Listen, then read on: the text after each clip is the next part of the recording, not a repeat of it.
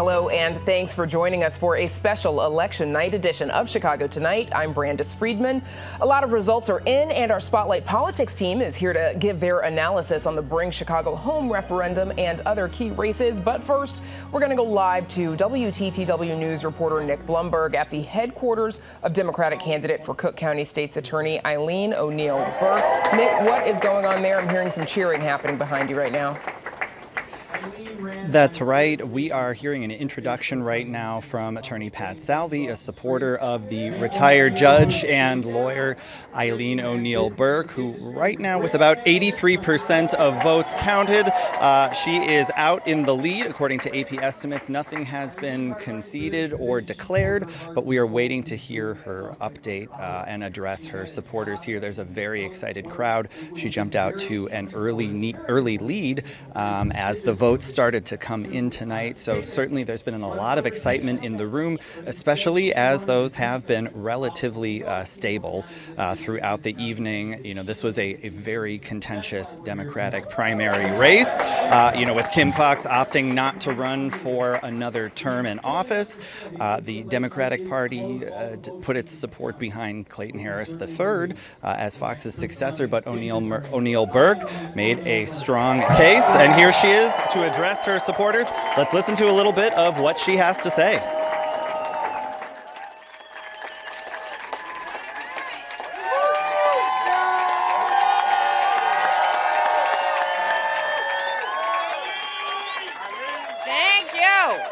Thank you.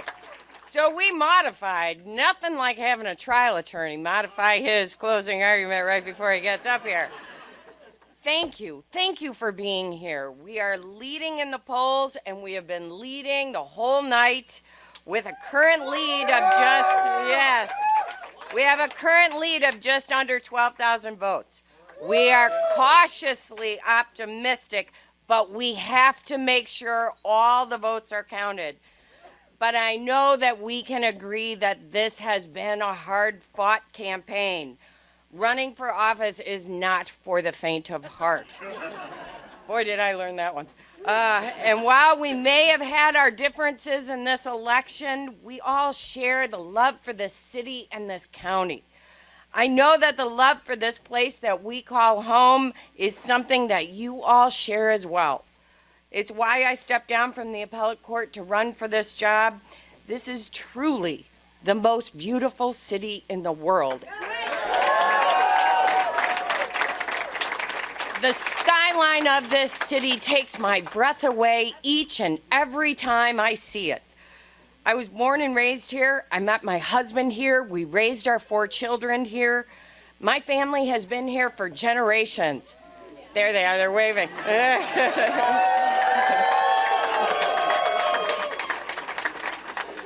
My great-grandmother was a baby in Chicago during the Great Chicago Fire.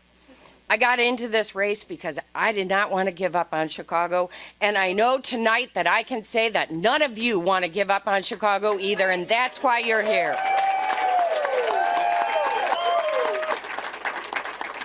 You know, there were a million reasons not to get into this race, and most people I talked to thought that this was really not something I should be doing. But I had a stubborn belief that I just couldn't shake. I believe that we could make our justice system work for everyone in every neighborhood, in every town across Cook County. That stubborn belief would have remained only a dream were it not for everything. We're hearing now from State's Attorney candidate Eileen Burke, who is not declaring victory, but saying that she is cautiously optimistic, speaking to her supporters here at her campaign night event. We'll keep listening to this speech and update you later on. We also hope to hear from some of her supporters. But for now, back to you in the studio. All right, Nick Blumberg, thanks so much. We appreciate it. And of course, there's a lot to talk about in what's turned out to be a really interesting election night. Joining us now with analysis of all that's gone on tonight is our Spotlight Politics team, Amanda Vinicky, Heather Sharon, and Paris Schutz. So obviously, we will get back to the Cook County State's Attorney's race shortly because we're watching that one closely. But I want to start with the Bring Chicago Home referendum. Heather, it is currently too close to call. Lots of mail-in ballots still outstanding, but this could be a big blow to Mayor Johnson if this does not break his way. Right. The last time I checked, it was trailing by about about 23,000 votes, but it's important to note that there are at least 109 mail-in ballots that were received today and have not yet been processed or counted. That means that also the Chicago Board of Election Commissioners will count ballots up until April 2nd, as long as ballots are postmarked by midnight tonight. So this is the kind of race where the margin is so slim, and that the makeup of mail-in ballots may be somewhat different from the people who voted today in person. It could make a difference. Neither side is declaring victory or loss today.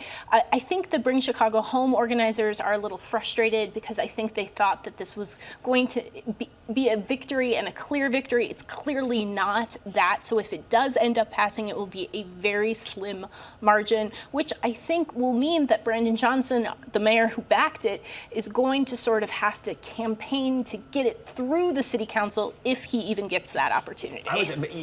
In a low turnout election, and when boots in the ground make up all the difference, this is not a good result. Even if, as Heather says, in those mail-ins, they would have to win a pretty big percentage of those mail-ins to come back and maybe squeak one out. But if they do end up losing and these results hold, this was at the centerpiece of Mayor Johnson's agenda. And I do think it's a message, again, if it holds, to the mayor and to the Democratic Socialist Caucus that voters aren't necessarily going along with all of what they're selling right now. I also think that this Bring Chicago Home ordinance suffered from a lack of specificity. There was some criticism that, let's get the $100 million first, and then we're going to decide how this apparatus works. There'll be an advisory council to determine how it all works. I don't think a lot of voters feel very comfortable about, okay, let's hike taxes and give you more money, and then you figure out later how you're going to spend it. So there were problems with this from the beginning, and if these results do indeed hold, I think that it's going to be a big setback for the mayor's agenda. A big setback for his agenda, both in terms of his leadership, what sort of power he has, so it's a setback from that point of view, but also from a fiscal one, because this is money that, as you noted, they said we're clear on where it's going to go. Broadly, it is going to go to deal with a issue of homelessness that is clearly prevalent in the city of Chicago.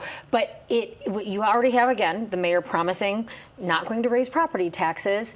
There is money that is very necessary for a new sort of onslaught of those who are likely or could be unhoused, and that is, of course, the migrants coming in. So this would have been a lot of money that could have freed up some of the issues that Chicago is facing fiscally, that if it doesn't pass, again, not only a knock to his sort of power and establishment there, but actual dollars and cents. Heather, what do you think it was that made the difference here for voters? Is it just sort of opposition to any general sort of tax increase? Well, it's hard to tell sort of whether it was sort of an opposition to the whole notion of a real estate transfer tax hike, or if there was just so much confusion about whether the votes were going to count or whether the measure was invalid or what was going to happen. So there were some people who were thinking, since we were all writing 85,000 Bring Chicago Home stories, that was going to sort of help it over the finish line. I don't know that that's the case, because if you're saying, well, this might not be legal or it might not be valid, that can raise questions in people's minds, and maybe they just say, I'm going to throw up my hands and skip it. I also do think there's a frustration with when you're not happy with the way that things are going, this notion of sending more money to that.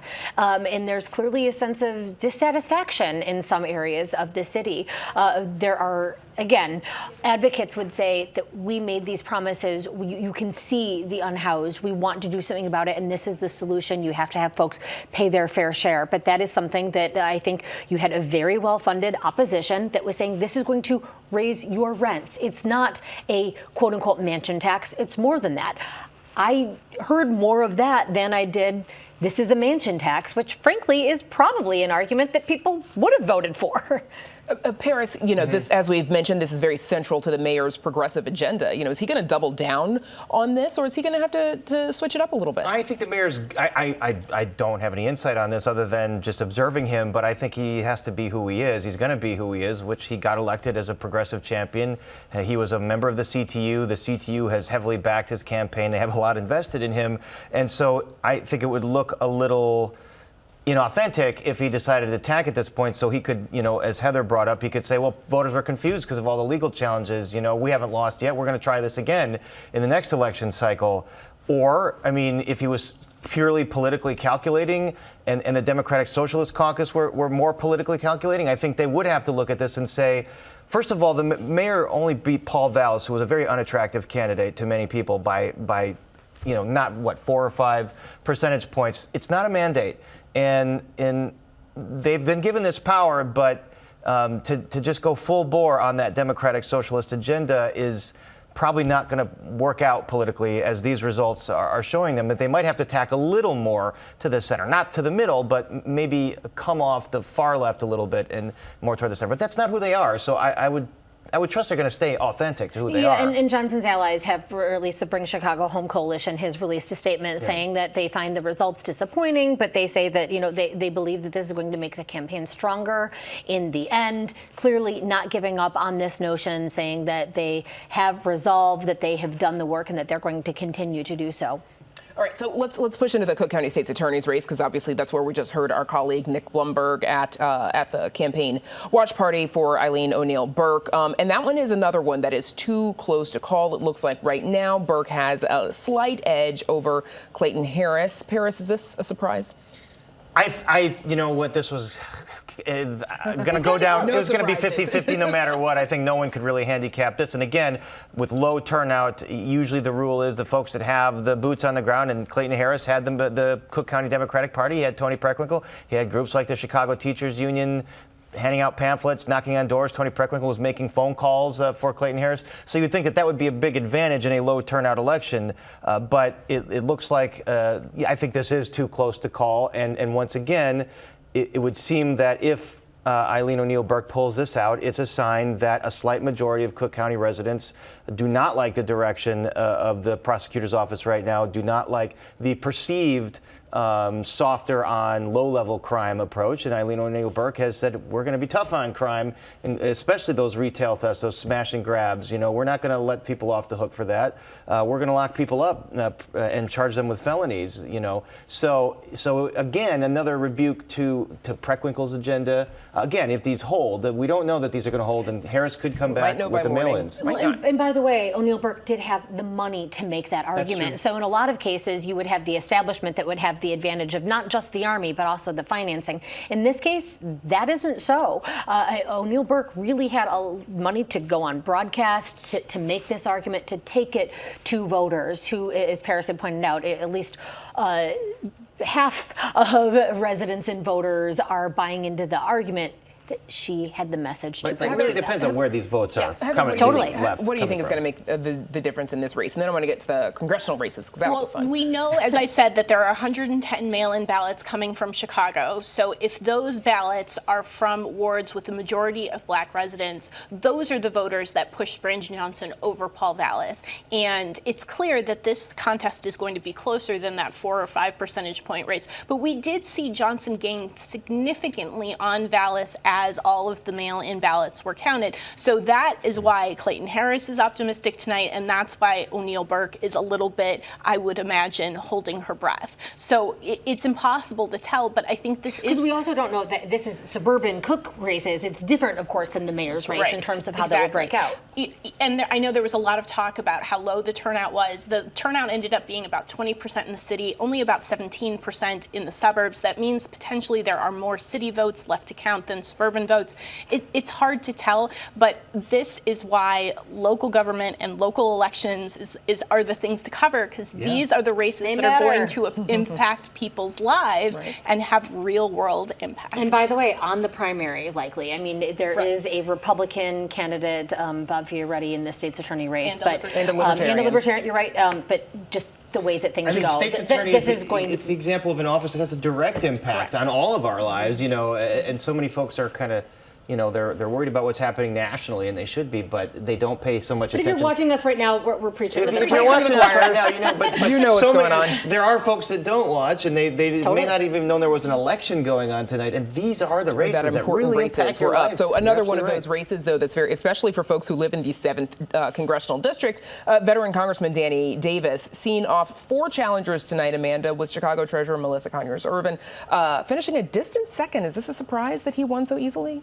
I don't think necessarily a surprise in the sense that when you have a split vote of challengers that favors the incumbent, he's got the name recognition. One would think that Kanya-Zervin would have been the closest, and I think she had been eyeing the fact that Davis was in trouble last time around, a couple of years back, but she faced her own ethical issues that I think really presented a problem for her being a true challenge to Davis. So not a huge surprise.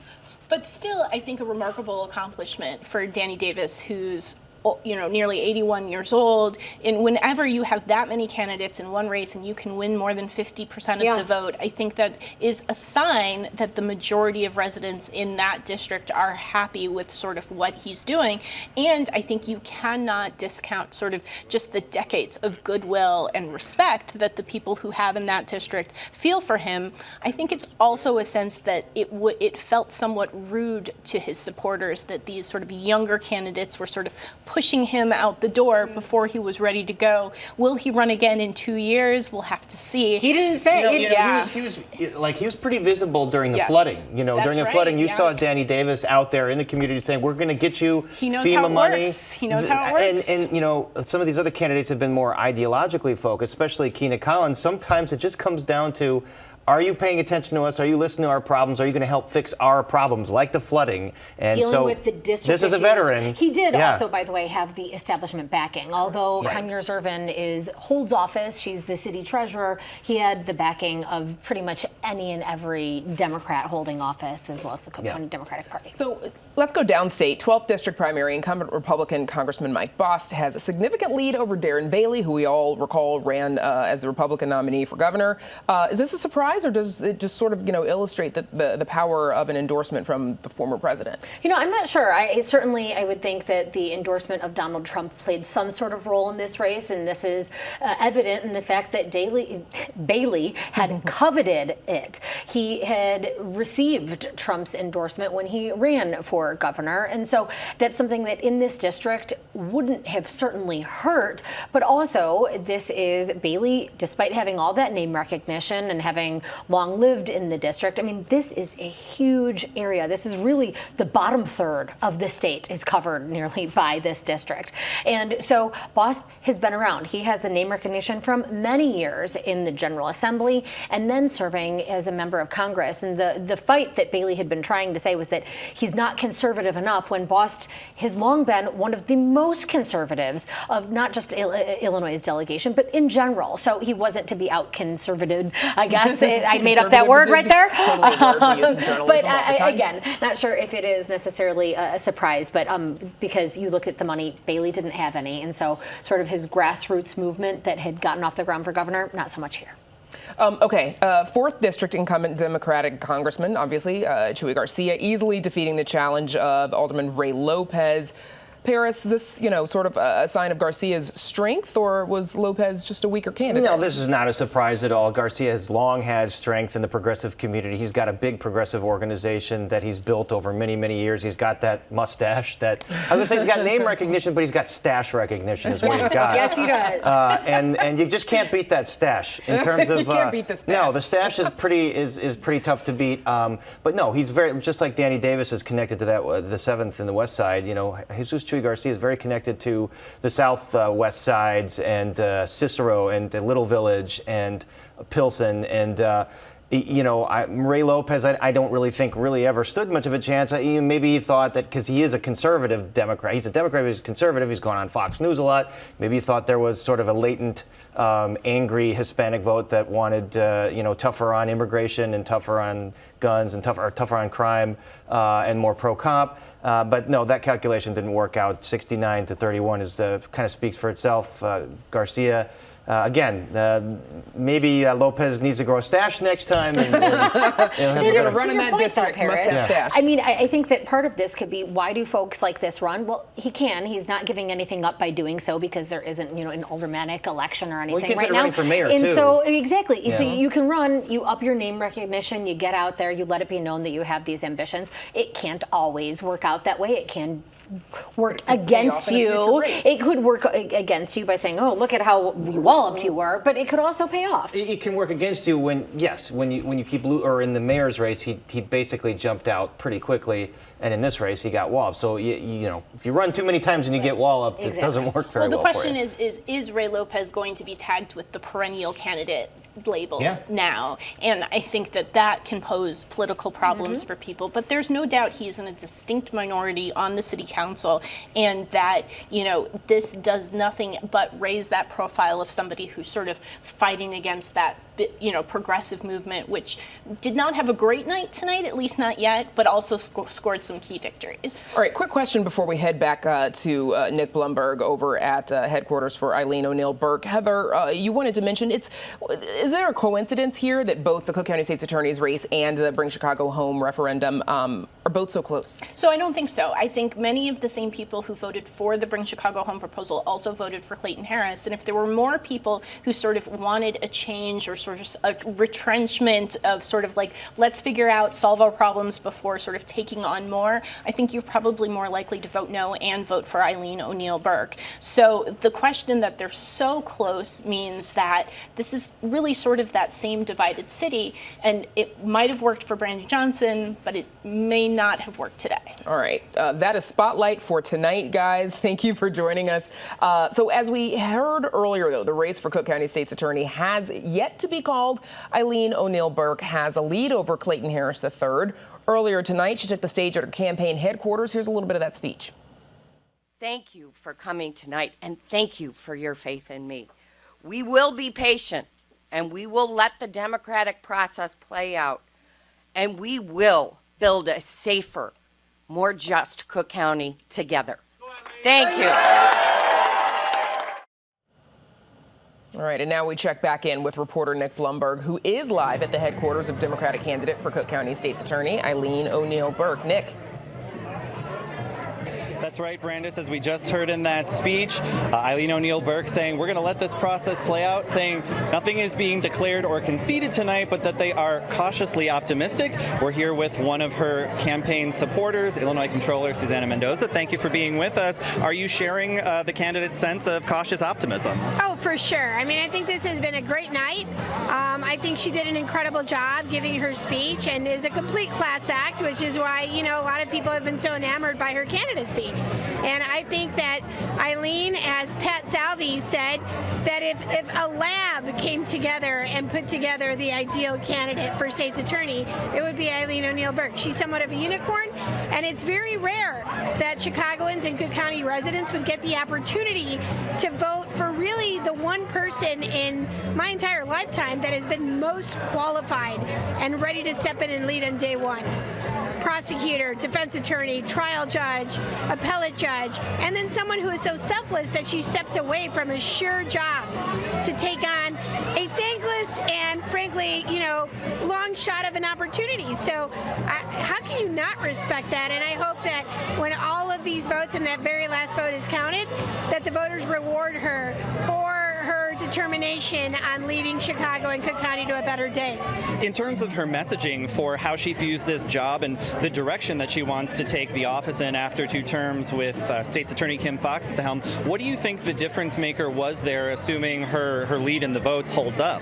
Well, I think that people are fed up. They're fed up with a city and a county that doesn't feel safe. And if you've ever been a victim of crime, there's a massive disappointment in thinking that your state's attorney, who's supposed to be first and foremost a victim's advocate, is not that. And so I'm looking forward to having a state's attorney who can balance it all, can balance the criminal justice reforms that are necessary to our system, but can also be tough, be just, and be fair, right? You can do all of these things, but most importantly, bring safety and the sense and semblance of safety back to our communities that have long felt that that's been lost. We've got about 30 seconds left. One of the other things that we heard in this race from Eileen ONeal Burke that you don't necessarily often hear in the state's attorney's race was the idea of reproductive rights, of forming a choice unit. Do you think that might have been something briefly that helped break through to voters? Well, I think it's certainly important to most women, right? And And I do think that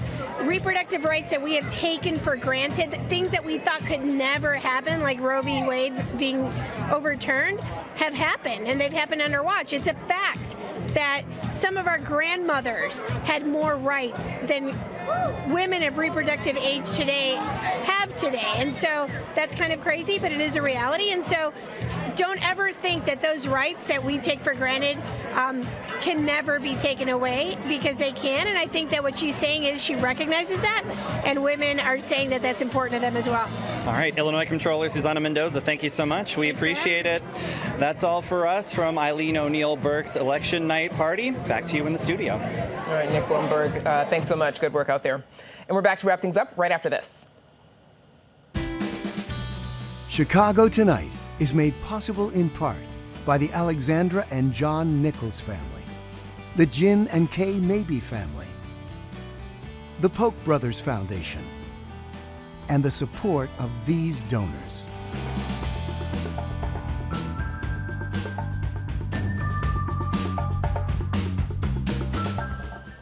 And that is our show for this Tuesday night. Be sure to check out our website for election results and analysis throughout the evening. And join us tomorrow night at 5:30 and 10 for Chicago Tonight Black Voices. Now, for all of us here at Chicago Tonight, I'm Brandis Friedman. Thank you for watching. Stay healthy and safe, and have a good night.